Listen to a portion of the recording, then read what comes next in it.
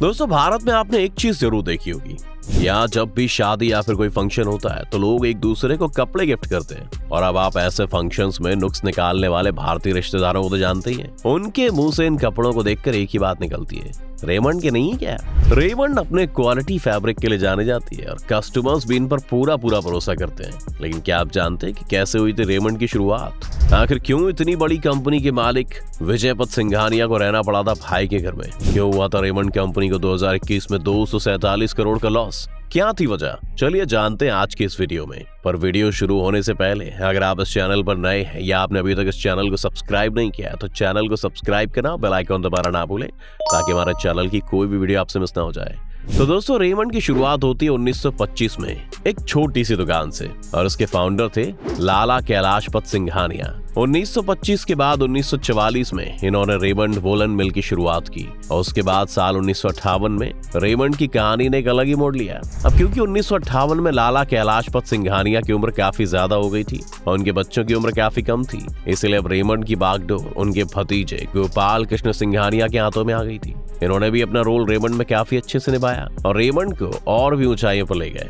अब होता क्या है कि 1980 में गोपाल कृष्ण सिंघानिया की मौत हो जाती है और अब रेमंड की कमान विजयपत सिंघानिया के हाथों में आ जाती है। इन्होंने भी रेमंड को बुलंदियों तक पहुंचाने में कोई कसर नहीं छोड़ी। हम आपको बता देते हैं कि इन्होंने रेमंड के बिजनेस को सिर्फ कपड़ों तक ही नहीं रखा, बल्कि ये रेमंड को हवाई चार्ट सर्विसेज तक भी लेकर गए। इसके अलावा हम आपको ये भी बताना चाहेंगे कि विजयपत सिंघानिया ही थे जो रेमंड के अंदर इंडिगो डेनिम और पॉलिएस्टर मिक्स को लेकर आए थे।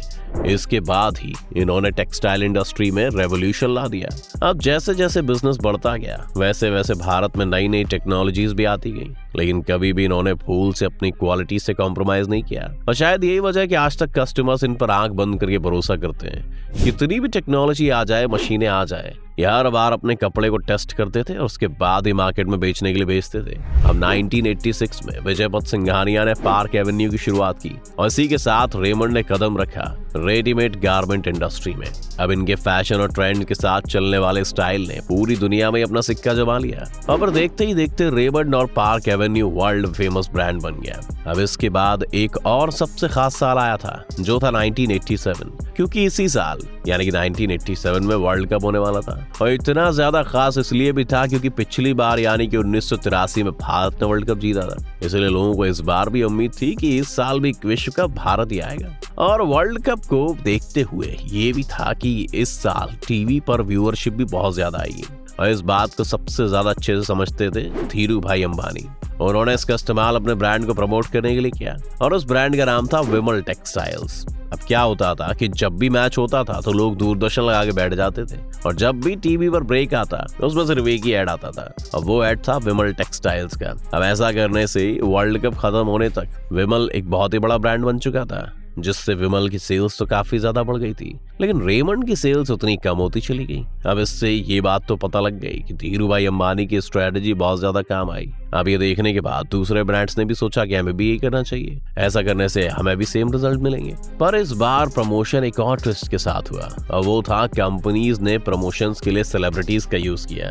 जैसे कि बरेली साड़ी ने 3 मिस इंडिया को हायर किया, मयूर ने शाहरुख खान को हायर किया, पर रेमंड किसी और स्ट्रेटजी के साथ ही मार्केट में उतरी। उन्होंने एक एड कैंपेन चलाया जिसकी टैगलाइन रखी द कंप्लीट मैन और ये टैगलाइन लोगों की जुबान पे बैठ गई और रेमंड ने सबके बाद भी मार्केट में अपनी जगह बनाए रखी। अब दोस्तों 1999 में इन्होंने अपना एक और ब्रांड लॉन्च किया जिसका नाम था प्रैक्स। इसके बाद साल 2000 में विजयपत सिंघानिया ने अपना सारा कारोबार गौतम सिंघानिया यानी कि अपने बेटे के हाथों में सौंप दिया। इसके बाद कंपनी 4 सालों तक काफी अच्छे से चली, पर इसके बाद ही मार्केट में इनका कंपटीशन बढ़ने लगा, जैसे कि वेस्ट साइड और पैंटालून्स। इसके बाद देखते ही देखते भारत में कपड़े की रिटेल इंडस्ट्री $2 बिलियन तक पहुंच गई और अब ये देखने के बाद विदेशी ब्रांड जैसे कि ज़ारा ने भारत में आना शुरू कर दिया। यहाँ तक तो वो दौर चालू हो चुका था जब लोग कपड़े खरीद कर सिलवाने की जगह रेडीमेड कपड़े ज्यादा खरीदना पसंद करते थे। और इसी बात को देखते हुए 2006 में रेमंड ने डेनिम के मार्केट में एंट्री मारी, पर कुछ वक्त बाद ही रेमंड के शेयर्स नीचे गिरते चले गए और उनके फैमिली इश्यूज उतने ही ज्यादा बढ़ते चले गए। अब हुआ क्या कि 2015 में जब विजयपत सिंघानिया अपनी सारी प्रॉपर्टी, सारे शेयर्स गौतम के नाम कर दिए थे और इसके बाद ही इन दोनों के बीच परेशानियां बढ़ने लगी। विजयपत सिंघानिया और गौतम सिंघानिया का ये मामला घर और ऑफिस तक ही नहीं बल्कि मीडिया तक में चला गया था। विजयपत सिंघानिया ने एक बार तो यहाँ तक कह दिया था कि उनकी जिंदगी की सबसे बड़ी गलती थी कि उन्होंने अपने सारे शेयर, सारी प्रॉपर्टी अपने बेटे के नाम कर दी। इसीलिए उन्होंने बाकी माँ बाप से कहा कि वो ऐसी गलती कभी ना करें। इसके अलावा हम आपको ये भी बताना चाहेंगे कि इनका सिर्फ एक ही बेटा नहीं है बल्कि इनका एक और बेटा है, वो है मधुपति सिंघानिया। वो अपनी बीवी और 4 बच्चों के साथ विदेश में सेटल है। अब इनके अलग रहने की वजह के बारे में बताएं तो एक बार इन्होंने खुद ही बताया था कि क्योंकि इनकी बहुत ज्यादा इंसल्ट की जाती थी और इनके बड़े भाई के साथ इनका कंपैरिजन किया जाता था, इसी वजह से अलग जाकर रहने लगे। अब इतने सारे इश्यूज की वजह से इसका बुरा असर कंपनी के शेयर्स और सेल्स पर पड़ा और धीरे धीरे करके दोनों ही चीजें नीचे जाने लगी। अब हमने आपको वीडियो की शुरुआत में बताया था कि 2021 का एक ऐसा वक्त आया था जब रेमंड को 247 करोड़ का नुकसान हुआ था। आइए अब आपको इसके पीछे के बारे में वजह बताते हैं। अब इसके पीछे 4 सबसे बड़े कारण थे। नंबर 1, कोविड-19। जहां लॉकडाउन ने हर किसी की कमर तोड़ दी थी, ऐसे में रेमंड भी कैसे बचा रह सकता था। इनकी भी सेल्स कोविड-19 के वक्त काफी गिर गई। आपको जानकर हैरानी होगी कि इनकी सेल्स 47% तक गिरी थी। इसके बाद कोविड-19 भी इनके डाउनफॉल की वजह बनकर दुनिया के सामने आया। Number 2, competitors. दोस्तों आज के टाइम में तो हर जगह ही कंपेटिटर्स भरे पड़े। हर किसी को अपनी जगह बनाए रखने के लिए बहुत ज्यादा स्ट्रगल करते रहना होता है। अब भले ही रेमंड के कपड़े की क्वालिटी काफी ज्यादा अच्छी है लेकिन उनकी कीमत भी उतनी ही ज्यादा है। वहीं मार्केट में ऐसे कंपेटिटर्स भी हैं जो अच्छी क्वालिटी का कपड़ा कम दामों पर देते हैं। अब ऐसे कस्टमर्स तो वही जाएगा ना जहाँ अच्छी क्वालिटी भी मिले और सस्ता दाम भी मिले। इसलिए दोस्तों होना क्या था, अब बस यही वजह है कि लोग धीरे धीरे करके रेमंड से अपना मुंह मोड़ रहे हैं। Number 3, online shopping.